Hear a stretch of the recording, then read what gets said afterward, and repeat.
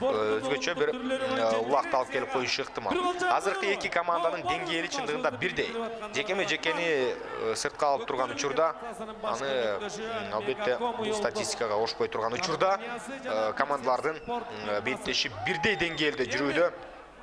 Андыктан чыныгы кызык оюнду гөл жегинде Азыр эми ынтымак командасына күйөрмандарга тартуулап тургандыгын байкоодобуз. Жана азыр эми атаандаштарынын тайгазанын көздөй озуп чыгууга мүмкүнчүлүк алды. Эсеп бетин Ташимайлы Башев өзгөртүп коюуга өтө жакын жана ыргытууга мүмкүнчүлүк бар. Алгачкы салым!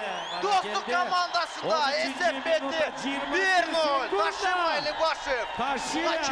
Кыяс Ниязов командалашы Манас Ниязов ыргыта албаган булактарды ыргытты. Ташимайлы Башев эсепти 0-1 айландырууда. Биринчи катар санындагы оюнчу азыр эсепти 1-0 айландырды. Алдыга Достук командасы чыкты. Болгону 6 минута бар. Ынтымак жетишеби? Мына ушул суроо. Ынтымак командасы жетишип калышы мүмкүнбү? Ушул суроо азыр кармалып турган учуру жерден эңүү боюнча азыр биринчи болуп жете алды. Нуржан Мелисбек уулу оюн жүргүзүүдө жана аутка чыгып кетти. Нуржан Мелисбек уулу бул учурда жакшылык жок. Бул учурда Кыяс Ниязов кагаш ойноду азыр. Эми жекеме-жекеге алып келди. Ал Берекени минип чыккандыгын көрдүк. Нуржан Берекени минип чыкты. Оюну кандайдыр бир деңгээлде жүрбөй жаткан оюнчулар эми аттарын алмаштырып ойноп көрөт. Ошого байланыштуу азыр Нуржандын биз башка атты минип алгандыгын көрдүк. Жекеме-жеке алдыда убакыт өтө эле аз чындыгында. Андыктан Достук командасы менимче коргонууда ойноп коюшу керек. Ал эми ынтымак болушунча чабуулга аттанышы керек болот. Азыр Айбек Темирбаев менен Аудасбек Мырзабек уулу кирген. Жана андан ары кайрадан эле аутка чыгарууда каршылаштары. Бул түшүнүктүү тактика. Албетте ар бир жекеме-жеке чыгуу убакытты алат. Ошого байланыштуу бул командалар мына ушундай тактикада оюнун көрсөтүп жаткан мезгили. Демек, жакшы мүмкүнчүлүк, бир упай айырмачылыгы бар. Эки команданын оюну бүгүн бири-бирине өтө жакын чынын айтканда. Ошого байланыштуу кандайдыр бир айырмачылык эми буга чейин байкалды деп айта албайбыз, бирок Ташимайлы Башев ыргыткан улак, аны качырып жиберген оюнчулар ушундай эсепти каттады дагы. Азыр эсеп көрсөткүчү боюнча албетте мына ыңгайлуу абал Достук командасында. Жекеме-жекеге бирден оюнчу кирип келди. Урмат Раушан уулу жана ошондой эле Манас Ниязов борбордук бөлүктө. Буга чейинки 9 май белдешинде дагы Достук командасында ийгилик болгон 3-2 эсебинде алар бир упай айырмачылыгы менен ынтымакты жеңип алган болчу. Ал эми бул жолкусунда дагы бир упай артыкчылык кармалып турат. Ташимайлы Башев өзү жалгыз эле атаандашын сыртка чыгарып койду, байкасаңыздар. Азыркы учурда ынтымак өзүңүздөр көргөндөй командалык оюнду тартуулай албай жаткан кези, атаандаштардын жолун бирдей торой албай жаткандыгын дагы байкоодобуз. Жекеме-жеке көрүнүшү Аудасбек Мырзабек уулу менен Айбек Темирбаев кирип келди.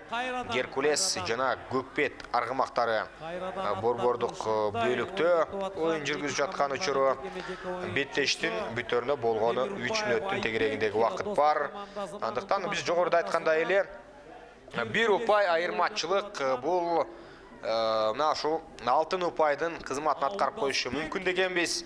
Мына ошол ыңгайлуу позицияда Достук оюн жүргүзүүдө. Бирок атаандаштары чабылды. Азыр Аудасбек Мырзабек уулу Ташимайлы Башев менен Манас Ниязов өтө активдүү. Менимче Манас Ниязов азыр ак бөрүнү минип алган. Ооба, өзүнүн агасынын атын минип алгандыгын көрүүдөбүз. Жана өздөрүнүн тайгазанына жакын жерде ойноого аргасыз бул чабуулду таптакыр ынтымак өрчүтө албай жаткан учуру. Жана сүрмө топ бүгүн Достуктун аткаруусунда өтө күчтүү байкасаңыздар. Баягы Норус мелдешинде ойногон команда менен азыркы Достуктун айырмасы асман менен жерде экендигин дагы биз буга чейинки беттештерден көргөнбүз. Бүгүнкү оюнунда дагы байкоодобуз. Алар тынбай машыккан көрүнөт. жеңишке болгон аракетин толук жасап жаткан учуру. Азыр эми жекеме-жеке көрүнүшү.